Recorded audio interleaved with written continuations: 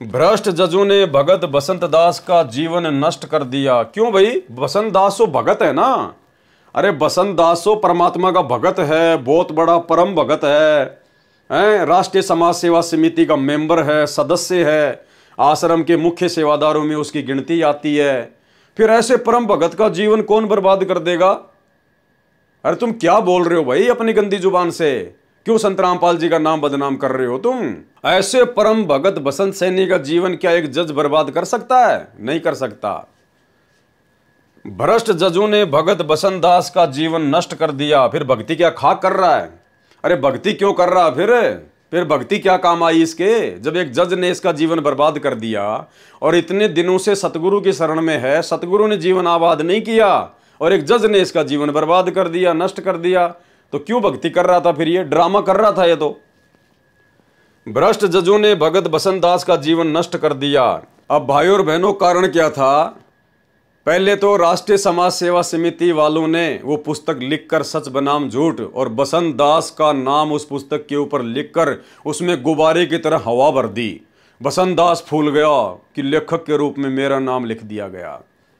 उसको आगे का नहीं पता था, क्योंकि आगे इनकी बुद्धि भैंस की तरह काम नहीं करती है।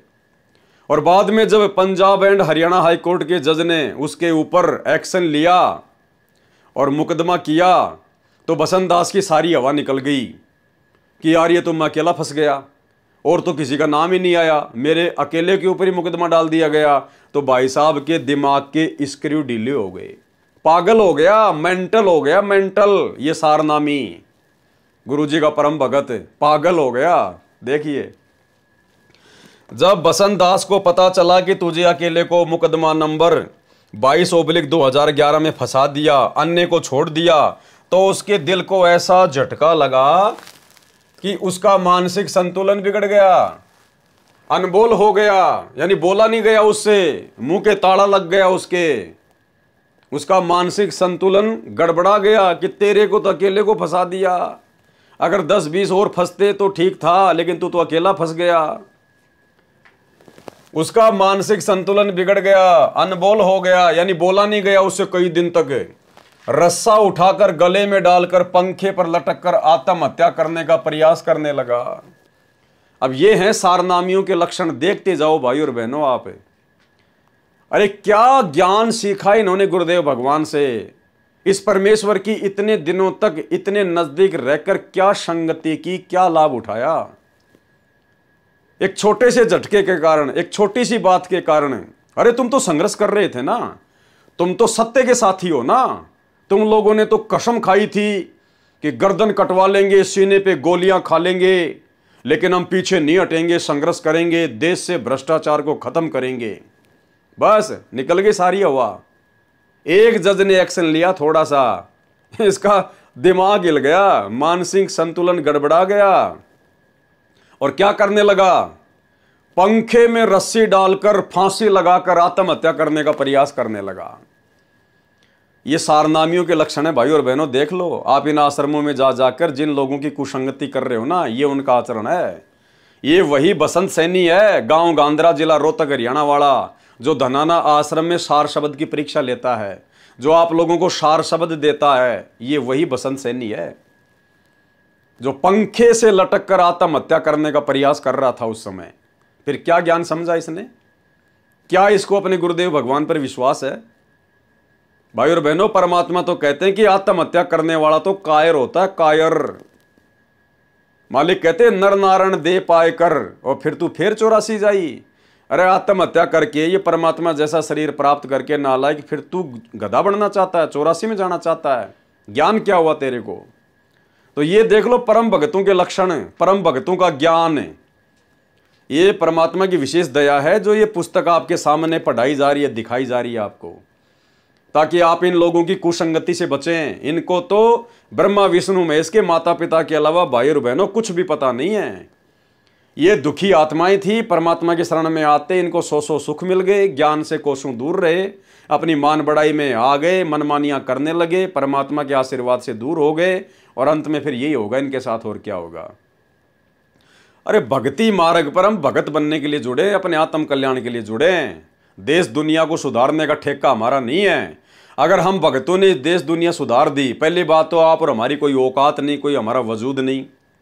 और यदि हम लोगों ने ही देश दुनिया सुधार दी अपनी तरफ से कार्य करके, जिस प्रकार ये राष्ट्रीय समाज सेवा समिति ने ठेका ले रखा था भ्रष्टाचार मुक्त भारत बनाने का, अगर हम भगतों ने ही अगर देश दुनिया सुधार दी तो सतलोक से आए हुए इस परमात्मा को कौन परमात्मा मानेगा?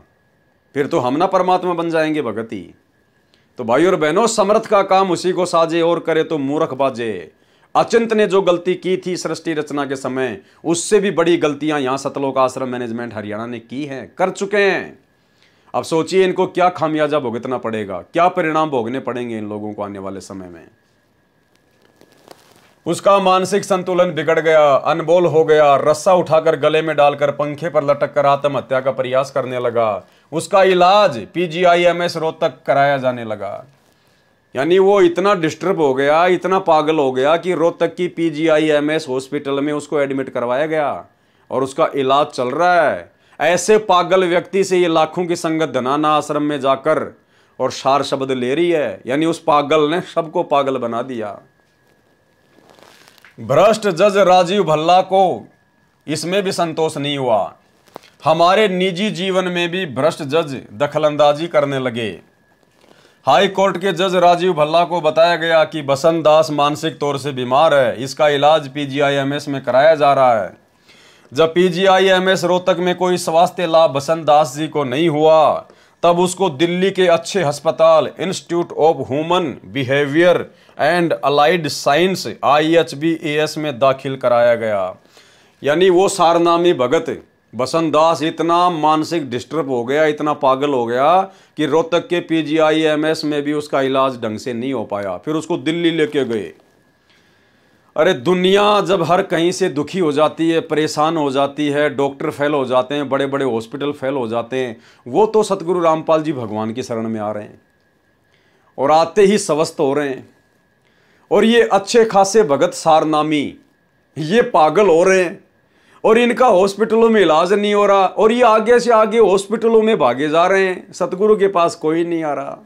ये ड्रामेबाजी देख लो भाई और बहनों, अब ड्रामेबाजी बिल्कुल परमात्मा के ज्ञान और विधान के विपरीत सारे कुक्रम।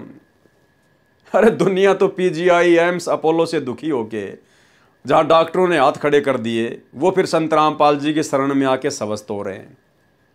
और यहाँ ये बसंत सैनी जो 20 साल से संत रामपाल जी की संगति कर रहा है, सारनामी भगत है, आश्रम में उनके पास में रहा करता था, मैनेजमेंट का मुख्य आदमी है, और ये पागल हो रहा है। तो भाई और बहनों, पागल होगा नहीं तो क्या होगा? अरे जो बाहर वाले हैं उनको तो गुरुजी के बारे में कुछ पता नहीं था, इसलिए वो तो आते भक्ति पे लग गए और वो तो स्वस्थ हो गए।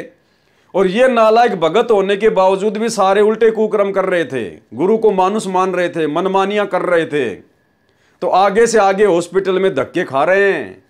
यानी इनको संत रामपाल जी पे किसी प्रकार का कोई विश्वास नहीं, ना ये संत रामपाल जी को कोई कबीर भगवान मानते, ना ये कबीर जी का अवतार मानते, ये कुछ नहीं मानते, अपने जैसा मानते हैं।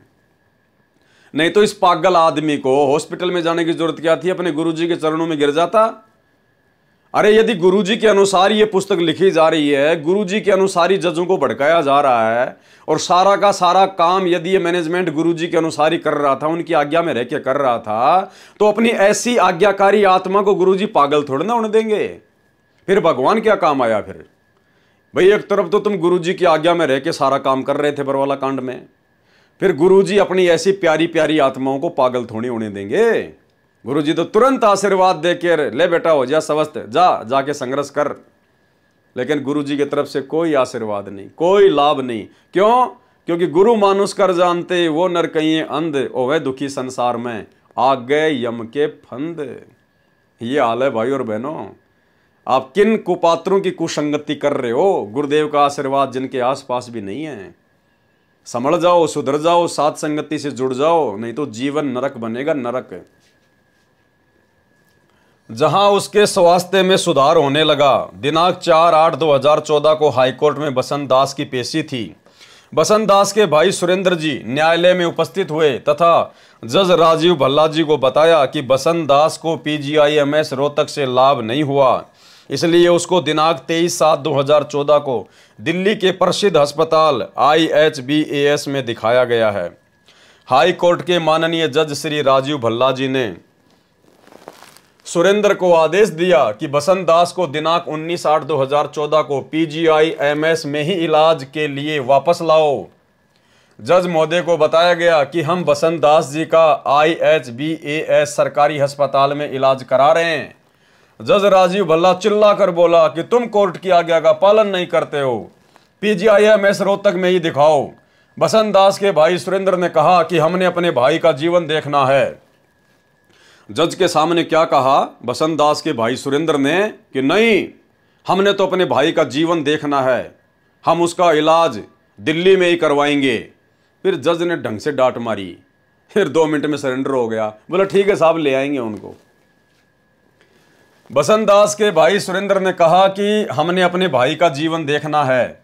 यह कहने के बाद तो जज राजीव भल्ला जी का पारा चढ़ गया। कहा कि तुम खुद जज बन गए हो, खुद ही वकील बन गए हो, मैं जो कहता हूं वही करो। उसके बाद में फिर क्या किया सुरेंद्र जी ने, भ्रष्ट जजों उर्फ जल्लादों के डर से, भाषा देखना आप इनकी भाई और बहनों, भ्रष्ट जजों उर्फ जल्लादों के डर से कोर्ट के आदेश अनुसार बसंत जी को दिनांक 19/8/2014 को PGIMS रोहतक अस्पताल में ले जाया गया। डांट पड़ते ही ले आए वापस उसको वहीं रोहतक में। डॉक्टर ने कोर्ट का आदेश देखकर बसंत जी को दाखिल कर लिया। दिनांक 19/8/2014 से दिनांक 28/8/2014 तक बसंत की स्थिति अधिक बिगड़ गई। वह दिनांक 28/8/2014 को PGIMS रोहतक से अचानक चला गया। उसको खोजा जा रहा है। भाग गया पागल होके। देख लो भाई बहनों, मतलब कॉमेडी भी कर रहे हैं साथ साथ में ये लोग। वो बसंत सैनी फिर इतना पागल हो गया, ये कह रहे हैं मैनेजमेंट वाले कि रोहतक मेंटल हॉस्पिटल से भाग गया। कह रहे हम उसको ढूंढ रहे हैं, वो मिल नहीं रहा। अरे ऐसे पागल व्यक्ति से आप लोगों ने धनाना आश्रम में सार शब्द ले लिया। अरे क्या बनेगी आप लोगों के साथ में। यदि बसंत दास को कुछ हो गया तो जल्लाद उर्फ जज राजीव भल्ला जिम्मेदार होगा। जज क्यों जिम्मेदार होगा भाई, कुकर्म करो तुम। ये सारी बातें हमने विजय को झज्जर जेल से दिनांक 15/3/2014 को जमानत होने पर बताई। ये कौन विजय है? ये वही विजय है जिसने करोथा कांड का रहस्य नामक पुस्तक लिखी थी। ये है वो विजय, ये भी पागल बन के घूम रहा है। यह सारी बातें हमने विजय को झज्जर जेल से दिनांक 15/3/2014 को जमानत होने पर बताई, जो दिनांक 6/3/2014 से 15/3/2014 तक झज्जर जेल में अन्य केस में था। यह बात सुनकर विजय ज्यादा तनाव में आ गया, जिसको 30/3/2014 को पागल वार्ड PGIMS रोहतक में दाखिल करवाना पड़ा। ये सतगुरु रामपाल जी परमेश्वर जी के बड़े बड़े समझे जाने वाले परम भक्तों के आचरण है, उनके लक्षण हैं। पागल हो रहे सारे के सारे धीरे धीरे। मनमान आचरण करेंगे, गुरु को मानुष मानेंगे, अपनी तरफ से अधिक व्यवस्था करेंगे तो और क्या होगा भाई और बहनों। आप और हमने शिक्षा लेनी है निकट भविष्य में। ये पुस्तक पढ़ के हम फालतू में समय बर्बाद नहीं कर रहे। हमने शिक्षा लेनी है कि गुरु को मानुष मानकर जो घटिया कर्म हमसे पहले इन बड़े बड़े समझे जाने वाले भक्तों ने किए हैं और जिसका नतीजा ये भोग रहे हैं, पागल बन के घूम रहे हैं, पागल बन के सतगुरु रामपाल जी के सारनामी भगत होने के बावजूद भी पागल बन के घूम रहे हैं। तो कहां इनके साथ में गुरु जी का आशीर्वाद है, कहां इनके भक्ति काम आ रही है। यह बात सुनकर विजय ज्यादा तनाव में आ गया, जिसको 30/3/2014 को पागल वार्ड PGIMS रोहतक में दाखिल करवाना पड़ा। उसने कई बार आत्महत्या करने की कोशिश की। इसने भी कई बार सुसाइड करने का प्रयास किया, आत्महत्या करने का प्रयास किया। बताओ अब भाई और बहनों, ये कहां से नित्य नियम करते होंगे, कहां ये मंत्र करते होंगे, कहां ये सत्संग सुनते होंगे। जो आदमी पागल हो जाए, आत्महत्या करने का प्रयास करने लगे, वो कहां भक्ति करेगा। और ऐसे पागलों को हम परम भगत मान के और इनकी कुसंगति में पड़े हुए थे, और आज भी उन्हीं पागलों की कुसंगति में पड़े हुए हैं, जिनमें से कुछ तो पागल हो चुके हैं, बाकी का नंबर आना भी बाकी है। तथा इसी तनाव के कारण वह PGIMS रोहतक से दिनांक 31/3/2014 को पता नहीं कहां चला गया। वो भी बसंत सैनी की तरह भाग गया पागल वार्ड से। वो विजय भी भाग गया और कह रहे पता नहीं कहां चला गया। ये हाल है संत रामपाल जी के परम भक्तों के, सतलोक आश्रम मैनेजमेंट हरियाणा वालों के, जिसको जमानती तथा घर वाले तलाश कर रहे हैं। उसको ढूंढ रहा है, उसका जमानती भी ढूंढ रहा है उसको, उसके घर वाले भी ढूंढ रहे हैं। अगर उसके साथ कोई अनहोनी होती है तो उसका जिम्मेदार माननीय सेशन जज सुशील कुमार गुप्ता होगा, तुम्हारे कहने से नहीं होता कोई। ये सभी बातें हमने समाज सेवा समिति के मुख्य सदस्यों को बताई। पूरे भारतवर्ष में समाज सेवा समिति के लगभग 10 लाख सदस्य हैं। अरे बार बार 10 लाख सदस्य, 10 लाख सदस्य, तुमने क्या उखाड़ लिया उन जजों का? 10 लाख सदस्यों ने, तुमने केवल बरवाला कांड करवाना था, काल प्रेरणा से वो करवा दिया। अब तुम अपना धर्म को धंधा बना के आश्रमों में बढ़िया ज्योति पाठ और दान का पैसा लूट रहे हो। तुम्हारा बाप जेल में दुख भोग रहा है और तुम लड्डू जलेबी बर्फी खा रहे हो। बस ये था तुम्हारा टारगेट, इसके अलावा कुछ भी नहीं था। 10 लाख सदस्य, 10 लाख सदस्य, क्या उखाड़ लिया तुम लोगों ने भाई?